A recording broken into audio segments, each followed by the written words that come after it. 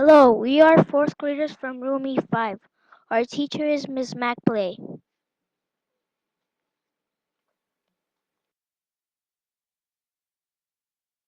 We go to school at Walmart Elementary. We have preschool through fifth grade at our school. Wilmore is located in Westminster, California. We live in Orange County.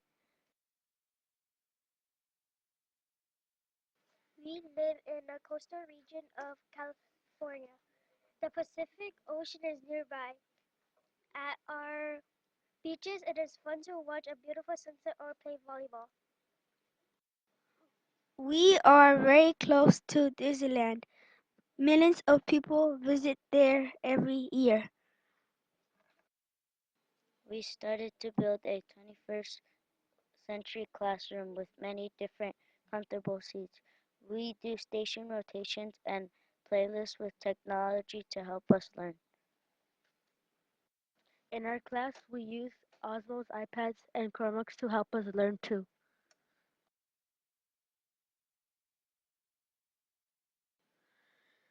Our read aloud is The Kite That Bridged Two Nations by Alexis O'Neill and illustrated by Terry Widener. It won the California Young Reader Medal. We hope you like it. Whenever wind lifted off the river and sent the trees to dancing, I'd itch to fly a kite. I'd race to the great Niagara, plumes of mist rising from plunging waters, wind licking at my face. A boy like me knew, just knew, which day would be perfect for flying kites. But my merchant father never understood a boy like me. Put that kite away, my father always said. Apply yourself. Your studies must come first. Studies? This is what I studied. Reading the wind, calculating lift, gauging line length. One winter day, the wind called to me. I ran to the open cliff above the falls. Beside thunder and roar and billowing spray, beneath the crisp blue canopy of sky, not once did I think of the bone-chilling cold as my kite soared. When the sun rode low, the flutter of a handbill caught my eye. I pulled my kite and wound the string. Kite flying contest. $10 prize to the first boy whose kite string spans from America to Canada. 2 nations, 1 bridge, a river of commerce flowing between. It was signed Charles Elliott Jr., and below this engineer's name was sketched a picture of his plan. My string could start a bridge? My string could start a bridge. From that day on, the contest filled my head. I built a new kite. First the spars, thin, simple wood to bend and cross and bind to make a perfect frame. And next some twine to wind from point to point to point to point and fasten it securely. And now the sail, cut from calico squirreled away in mother's sewing basket, stretched and glued tight as a drumskin, then stitched round, and then a belly band tied to the bow, and a bobtail to keep it stable, and finally more than 1,000 feet of string to reach across the gorge. My kite, my pride. I called her Union, and in my head I saw her bridge the gap. On the day when winds blew fair and strong, I wore my woolens thick to dull the bite of winter. Against the sky, a confetti of kites already played. Some boys stood on the American bank, but a boy like me knew the wind's true course. Canada was the proper place to catch the southwest breeze. Down endless stairs I clumped, and ferried across the roiling river. Up the other side I climbed, my kite clutched tight in hand. Through snow, on ice, and 2 miles north, I took my place above the grasping whirlpool rapids. Don't look down, I told myself. I set my gaze aloft and launched my kite.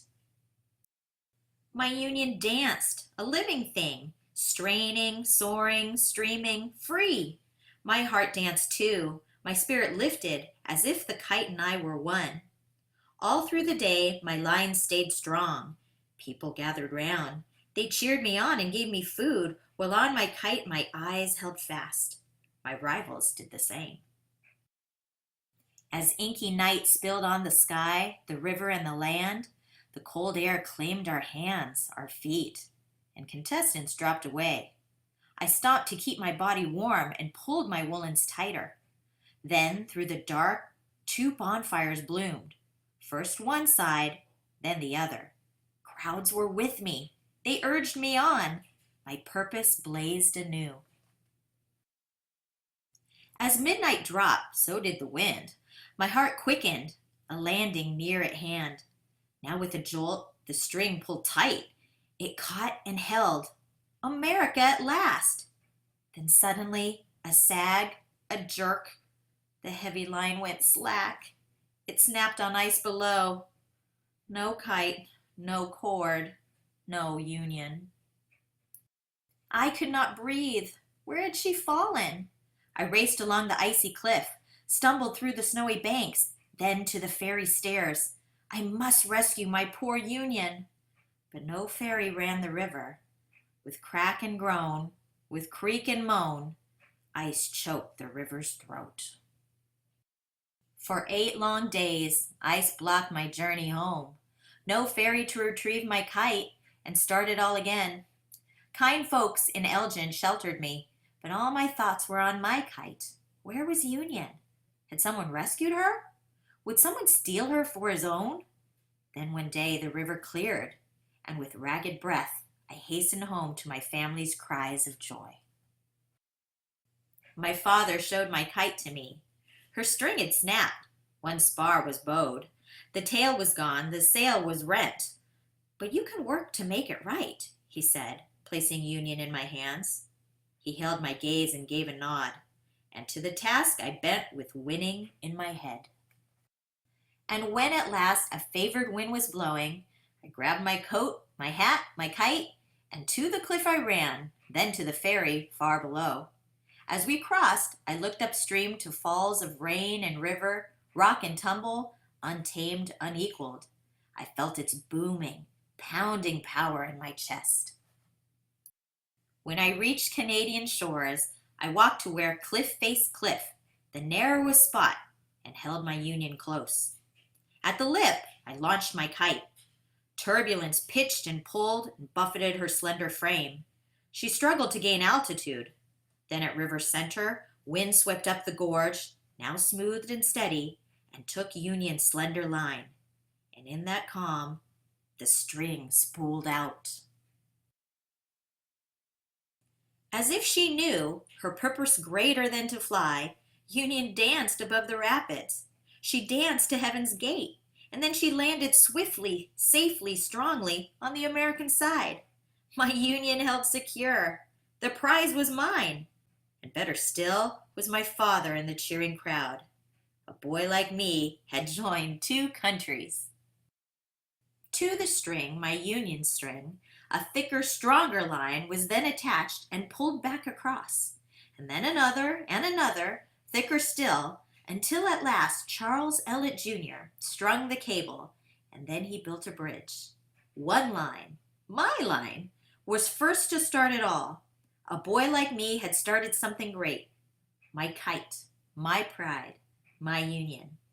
And though this happened in my youth, this much is true.